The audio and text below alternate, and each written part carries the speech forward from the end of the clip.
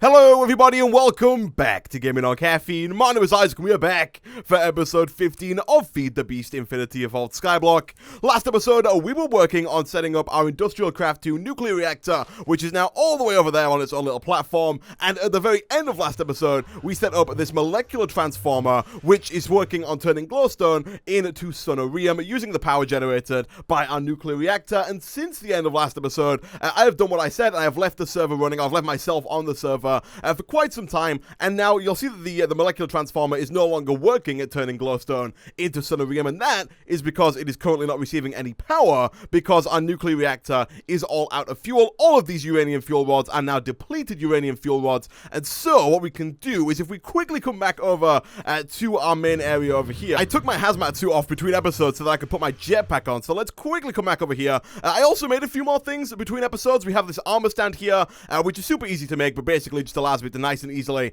store my armor pieces in a way that looks pretty cool. So we've got our hazmat armor here, which we can just take off fairly easily and put on like so. We can also store our jetpack on here as well, which is pretty nice. I also built another portal, not for any particular reason. I just wanted to go in and have a look around. It is a complete void world. If we go through, it's just another nether portal in a void nether. There's nothing in there whatsoever, but we might use that in the future for some wither skeleton skulls, maybe for some zombie pigmen farming and stuff like that. But for now, if we come back over here, what we should be able to do is take these depleted uranium fuel rods and actually put these through the canning machine and get ourselves some plutonium. Now, right now, I don't think that I have... Ooh, these stack as well, which is nice. Right now, we don't have any spare fuel rods, so we can't actually put any more into the reactor yet. We're going to have to wait until all of these have finished going through the thermal centrifuge here. Sorry, not the canning machine, but hopefully it won't take too long. The thermal centrifuge is already pretty high on heat. You'll see it does require a little bit higher temperature to turn these depleted uranium fuel rods into plutonium, more uranium, and of course the fuel rods again. But that is not what we're going to be working on today. Today, I want to start working a little bit on some Ender IO. Oh, no. What have we got? Oh, we got uranium. No. Let me get rid of that. Okay, let me put this UA. We're going to die. I did. Okay, well, now that's done, let's go ahead and take all of our stuff back here. Let's take all this off. Let's put our jetpack back on. I also upgraded our mob spawner. It is now no longer just a tiny little thing that spawns like one zombie every so often. It's now a big dropper spawner. It's about 23 blocks high, and in there is just water. Actually, I'll show you this real quick. I don't think there are any mobs in there just yet, and if they are, they should fall to their death fairly easily, but basically it worked as just as traditional dropper would work. We have some areas over here for all the mobs to spawn. The mobs will eventually wander over into the water, get pushed down, and then die when they hit the floor here. Right now, all the drops just kind of sit around on the floor waiting to be collected. Eventually, we should get ourselves another vacuum hopper and collect all of that stuff and have it pumped around over into our storage drawers. But for now, it's just to get the occasional mob drops and just work like that. Now, what I want to work on today, like I mentioned earlier, is I want to start on a little bit of Ender IO. And the reason why I want to do that is because a lot of the Mine Factory Reloaded machines require a machine frame from Ender IO. So, for example, if we look at the grinder, for instance, it requires the machine chassis, which is the machine frame from Ender IO. And to make that, we need some iron bars, we need these basic capacitors, we need a machine frame, and we also need some of these lumium ingots. That on its own is not too hard to get, but what we also need, and what also a lot of Mine Factory Reloaded machines also need, is plastic sheets. And to get plastic sheets, we need rocket fuel. To get rocket fuel, we need a vat, and to get a vat, we need some silicon. If we look over here, you'll see the vat requires electric steel. Electric steel is made using silicon, and to get silicon, we need a sag mill. We could also do it with bees if we wanted to, but we're going to do it with a sag mill because it is much easier to make a sag mill than it is to try and get to the silicon bee. And so we're going to start today's episode by making a sag mill, which is basically just the same as the pulverizer, rock crusher, and macerator that we already have, but we need it in order to get silicon. There's no other way to do it, and so this is the first thing we're going to make. If we type in sag mill, the way that we make this is we need some crushed obsidian, 2 pistons, 1 machine chassis, which, like I said before, iron bars, lumium ingots, more of these basic capacitors, and another machine frame. I did make a bunch of machine frames since the end of last episode. Let me quickly check over here. I was kind of hoping we would have some obsidian. Apparently that is not the case. That is fine.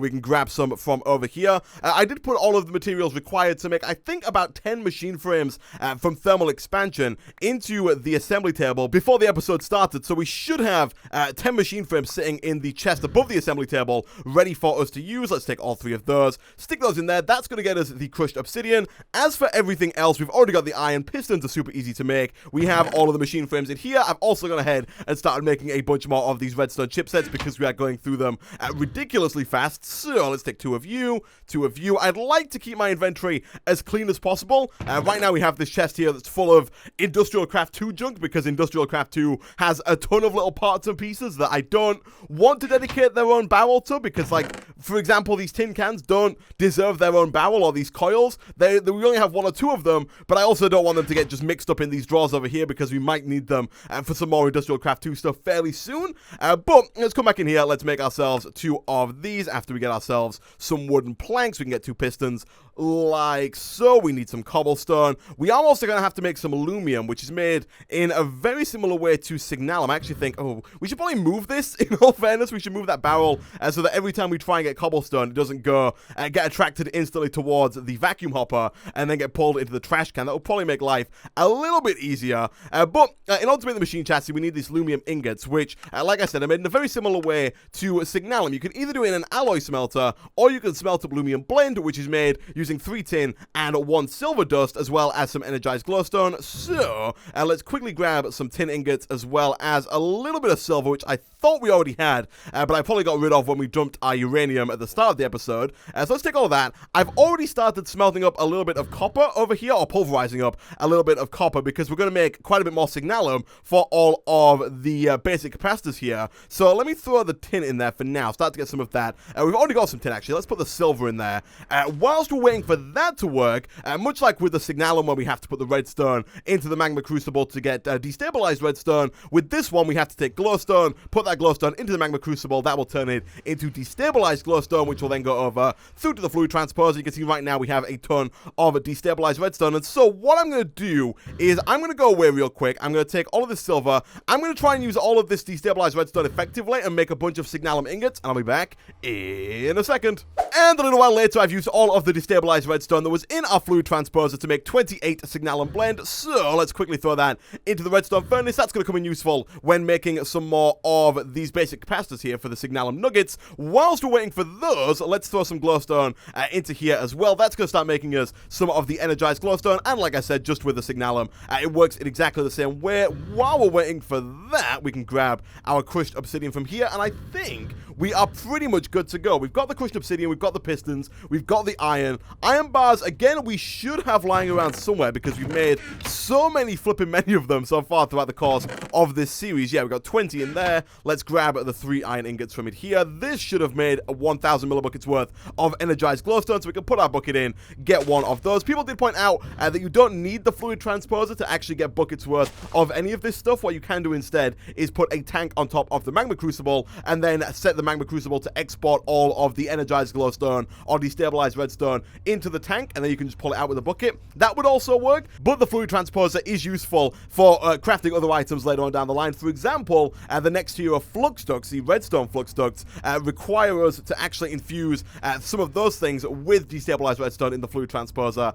So it will come in useful at some point in the future, but it's not entirely necessary for making energized glowstone or destabilized redstone. So let's put the energized glowstone there, the tin around the edges, and the pulverized silver in the bottom corner. That gets us some aluminum blend. We can then again go ahead and smelt that up in our furnace over here. And once we've got a few of those, that should be everything we need to make ourselves the sag mill. So we've got the aluminum ingots. We should be able to make the basic capacitors fairly easily. We can just take lapis electron tubes directly out of this thermionic fabricator right now. Let's quickly grab 2 of those. Come back over to our crafting station. We are going to need at least 2 of those. And let's see about crafting this up. So we can make ourselves the basic capacitors fairly easily. We do need signalum, and we need signalum nuggets. Let's take, we'll only take like 2 of those because we're not going to use a whole ton of signalum for this individual craft. And we are going to need quite a few of these machine chassis, by the way, throughout the course of today's episode. And so what I'll probably do is after we've made this first one, I'll cut away and make a few more of them off camera because you don't need to see me make the same thing over and over and over again. But there we go. We have ourselves a sag mill.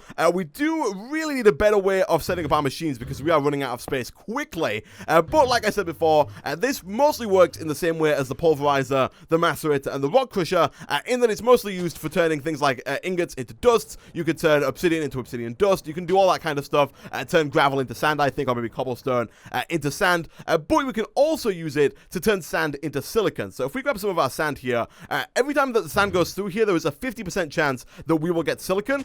So we did get some the first time. You'll see occasionally we're getting some, occasionally we're not. But now we can use this silicon to make ourselves some electrical steel to start working towards the vat. And that is the next machine on our list of machines to make. The vat requires 2 of these fluid tanks, which are made using iron bars, and more glass, just a ton more iron, some electric steel, another cauldron, as well as another machine chassis and a furnace. So let's grab some of our glass. I think we have pretty much everything we need already to make this stuff. The fluid tanks especially are super easy to make if you happen to have some iron ingots on you. So let's go ahead and craft up 2 of those. Once we've got that done, another machine chassis shouldn't actually be too hard to make. We've already got the aluminum ingots. Let's just go ahead and make, I'm going to make just 2 more of those. Let's craft those up into, and we are missing the machine frame. I might as well take all of those. I wouldn't be surprised if we almost used all 9 of those in today's episode, because I do want to make quite a few new machines for all this. And once we've got that, the cauldron is super easy. I did start making some iron plates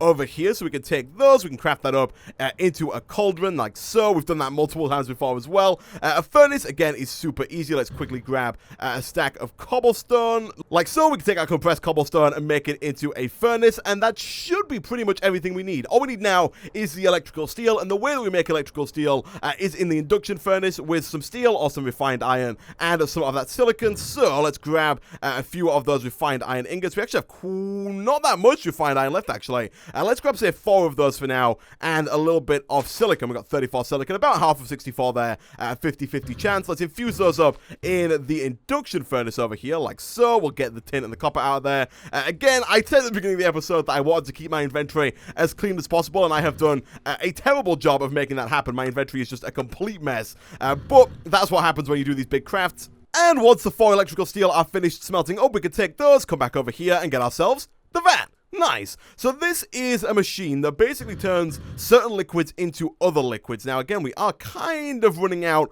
of places to put this.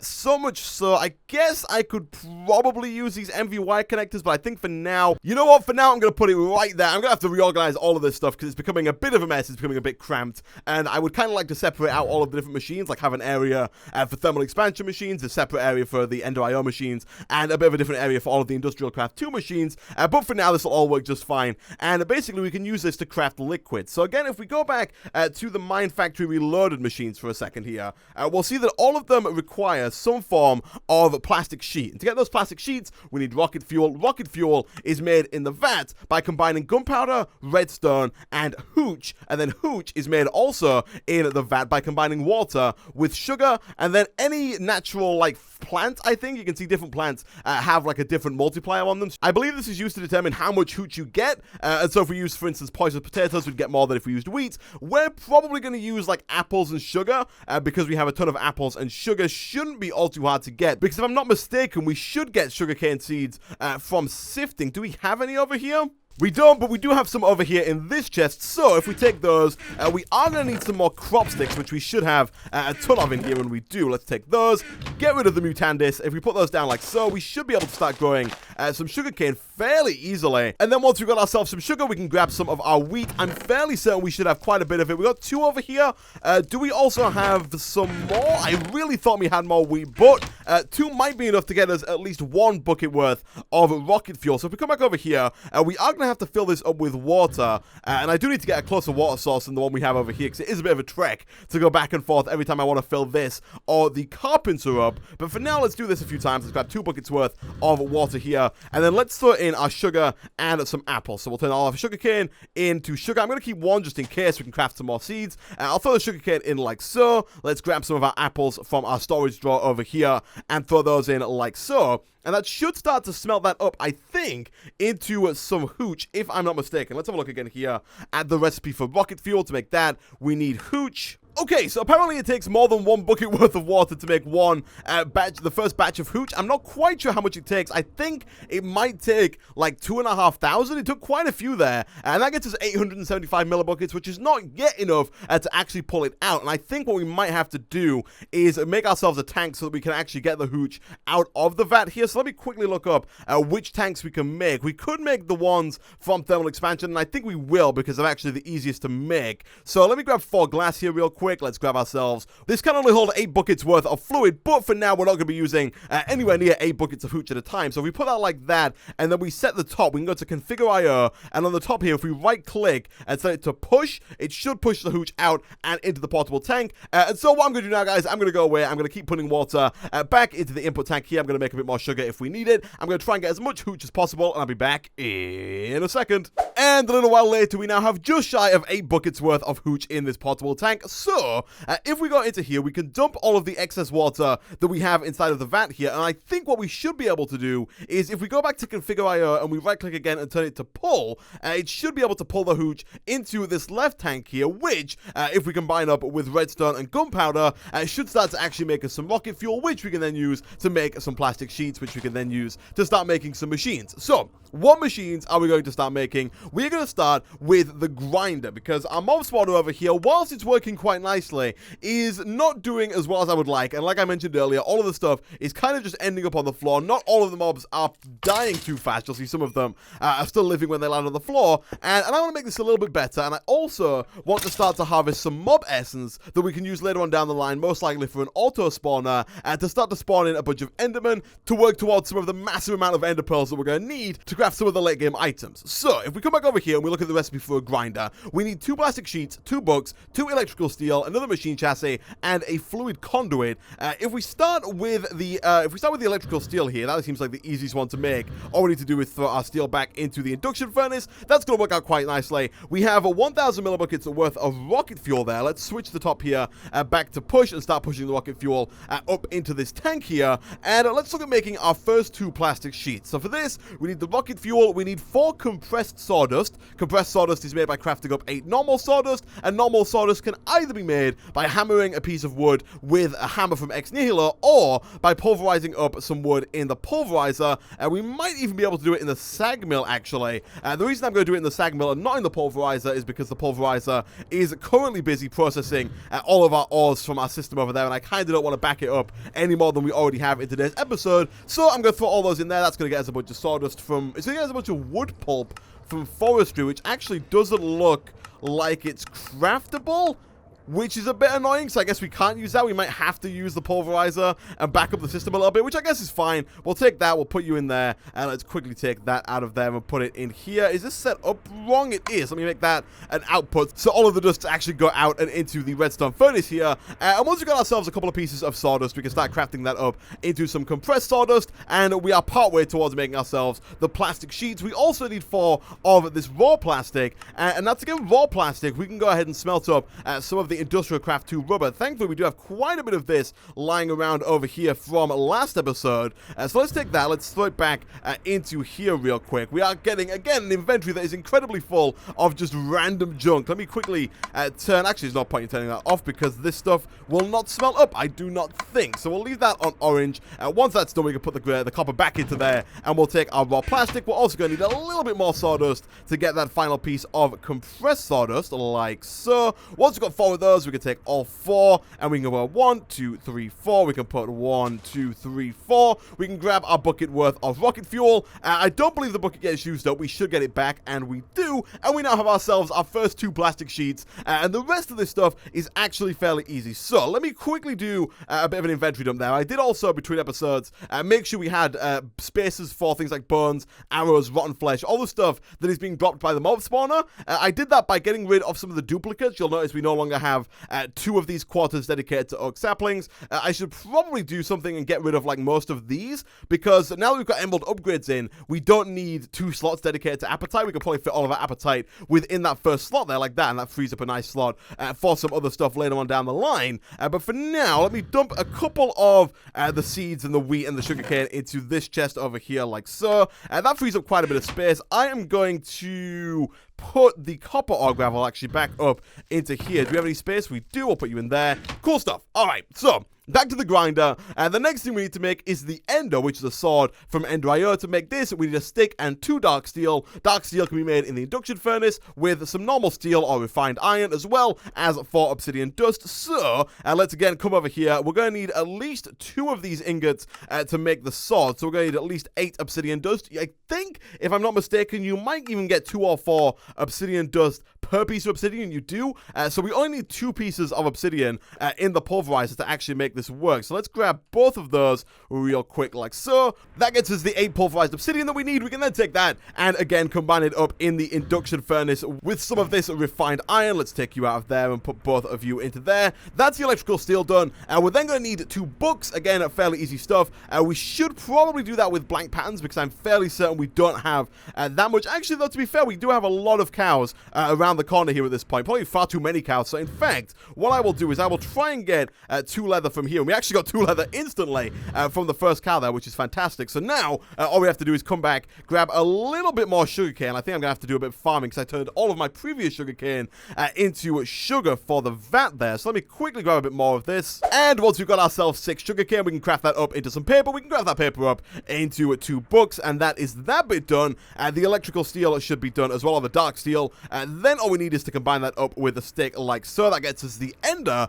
And we are almost good to go. We do need another machine chassis, which we'll make in a second, but we also need a fluid conduit, which is made using 2 of these servos, which are made using glass, iron, redstone, and iron nuggets. We also need 3 of these temperate fluid ducts, which are made using 2 hardened glass, 2 copper, and 1 normal glass. Hardened glass being made by combining up pulverized obsidian and lead in the induction furnace. And we also need some of this conduit binder, which is made by smelting binder composite, which requires stone dust, electrical steel, and compressed sawdust. And this is actually a good use for stone dust. I did say last episode that I didn't think there was any use for it, and I was actually throwing it off the edge because it was completely useless, but turns out I was completely wrong on that, and instead there is actually a pretty good use for it, and it's making some of the cables from ENDER. Thankfully, we got quite a bit of stone dust from all of these depleted fuel rods here that we've been putting through the thermal centrifuge. So for the servos, we're going to need some redstone, some glass, and some iron. Most of that is fairly easy to do. Let me quickly, do we have any space in here? We've got a little bit of space. I want to dump some stuff because our inventory is getting way too full. So let's get rid of all that. We don't really need this stick right now. Let me get rid of that as well.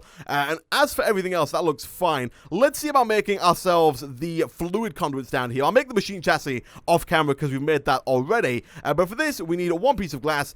We do need 2 of them, but I think they're made in sets of 2. They are. So we only need 1 of those. We need 1 redstone, and then we're going to need at least 3 iron, 1 to turn into nuggets, and then 2 to actually craft the thing. So let's make ourselves some iron nuggets like so. And then craft ourselves the server. Nice. Once we've made those, the next thing on the list is the conduit binder. To make those, we need the binder composite. That does require a little bit more compressed sawdust. So let me take some more out of here. Actually, I should probably craft all of this, really, into compressed sawdust, because I don't think we're going to use this sawdust for anything else, at least not in the immediate future. And we can always get more of this if we need to, because our tree farm has been doing exceptionally well between episodes. So let's go ahead and do something like this. That's going to get us 8 of those. We are going to have to make another electrical steel, because we do need 2 for the actual grinder itself here. So let's go ahead and again combine some more refined iron up with some more silicon like so. And let's also go ahead and start smelting up some of that binder composite over here in the redstone furnace. Once that's done, that is the conduit binder taken care of. And all we're missing now to make the fluid conduit is these temperate fluid ducts.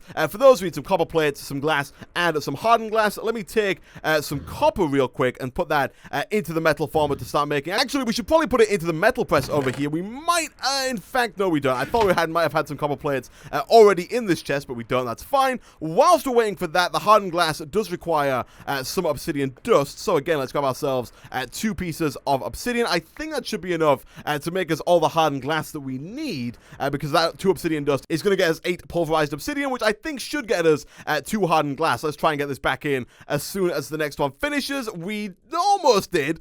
Once we've got those, let's have a look again real quick at the recipe for hardened glass. Yeah, 4 pulverized obsidian and 1 lead ingot gets us 2. We only need 2 and actually to make this work, so we can get 4 using what we have here. I am going to go ahead and make all 4 of them because we are going to need hardened glass again in the future.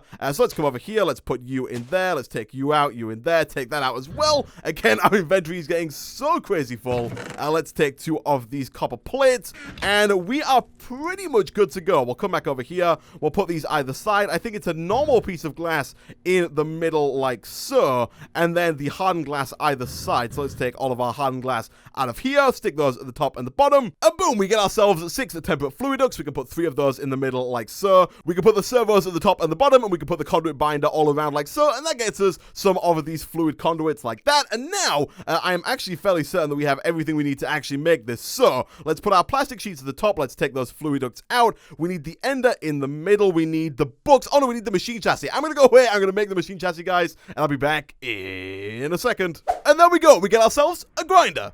Nice. So now that we've got ourselves a grinder, we can come over here and we can stick this down where this bottom piece of cobblestone is in the middle here. Now we are going to run into a slight issue in that the mobs right now fall and hit the ground and they just instantly die. At least most of them do, because the drop is far too big. And so what we're probably going to have to do, you'll see just there, the zombie, he's dead. He died straight away. So what we're probably going to have to do is grab some of this water and stick down like a little landing pool for them to land in, so they don't die as soon as they hit the floor, but they get killed by the grinder. And then what the grinder's going to do is it's going to take the mobs that are killed. It's going to output all of their mob drops into a chest behind the grinder, so we can actually go ahead and start storing some of the mob drops that we get. And we can also put a tank. Oh, you see there, instantly they're starting to live, which is a good thing partly, but also a bad thing because I don't want them to come out and kill me. Okay, cool. I'm going to just block this up entirely. We are going to need to give some power to this thing, and so what I'm going to do now, guys, is I'm going to go away. I'm going to try and make myself some more of these hardened energy flux ducts. We've made them before. They're fairly easy to make. 4 redstone, 2 refined iron plates, 2 redstone chipsets, and some hardened glass. I'm going to make some more of those. I'm going to charge up my jetpack. I'm going to put them down underneath the platform here, running power from our steam dynamos over there all the way over to this grinder, and I'll be back in a second. And there we go. A little while later, we now have hardened energy conduits running all the way over from my steam dynamos over here, round and through to the grinder over here. We also have a chest that is ready to collect all of the mob drops from the mobs that the grinder kills. And now, finally, the last thing I want to do is set up a real quick tank to get all of the mob essence, to store all of that mob essence for now, that we're going to get from killing mobs with the grinder. We could make another normal tank, another copper tank from thermal expansion. I think we might go for a slightly higher tier one. To upgrade it to a hardened one is just for Invar here, and then to go ahead and upgrade it even further to a reinforced one is for hardened glass, which I think we might be able to do. We have some obsidian dust, quite a lot of it over here in there, and I should also put that cobblestone back down. I moved that so I can put the flux ducts down. Let's put that in there. That's going to get us all of that, and then we can make ourselves quite a nice tank that can hold up to, I think, 32 buckets worth of liquids. We could then go up even further. Oh no, the reinforced one holds up to 128 buckets worth, but then the one after that is enderium, and that one would require quite a bit more work to get, but would hold 512 buckets worth. But for now, we're going to stick with the reinforced one. So again, let's quickly grab 1 glass and 4 copper. Let's take that and craft that up. Do we have 4 invar? We have 1 invar, which is a little annoying, but what we can do is grab some iron. Let me quickly craft up. Oh, my inventory is getting so flipping full. Let me go ahead and put some stuff away. I know we just took that out,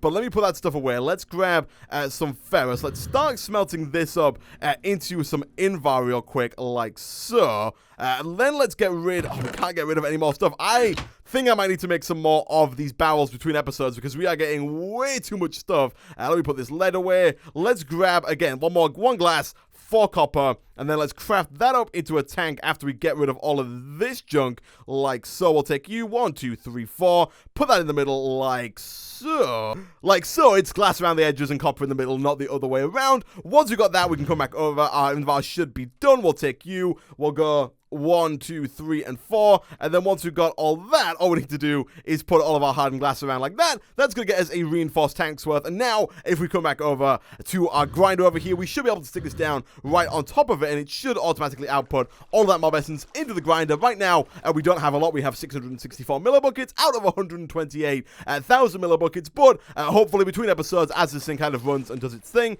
we should get quite a bit more mob essence, and what we can do in the future is use that mob essence in conjunction with an auto spawner to specifically spawn individual mobs such as Enderman to get ourselves a bunch more drops such as Ender Pearls. We can also do the same thing with Wither Skeletons to try and get some Wither Skeleton skulls. But with that, guys, I'm going to end this episode of Feed the Beast Infinity Evolved Skyblock there. Next time, we'll come back. Actually, what I'll do between episodes is I started already working on a few more of these uranium fuel rods. I've started making a few of them in here. I've made some more of these fuel rods. You actually don't get the fuel rod back when you put the depleted uranium fuel rod through the thermal centrifuge here, which is a little bit annoying. We have to use quite a bit of iron to get all of it back, but it's not too bad. Let me put my hazmat suit back on real quick. What I'll do is I'll make another storage drawer for plutonium. We'll start storing that plutonium in another storage drawer there. I'll put some more uranium fuel rods into the nuclear reactor over there, mainly so that we can get some more depleted uranium fuel rods and therefore some more plutonium, but also so we can get this sunerium going again and try and get some more of these sunerium pieces. And the next time we'll come back, we might work on a little bit more industrial craft too,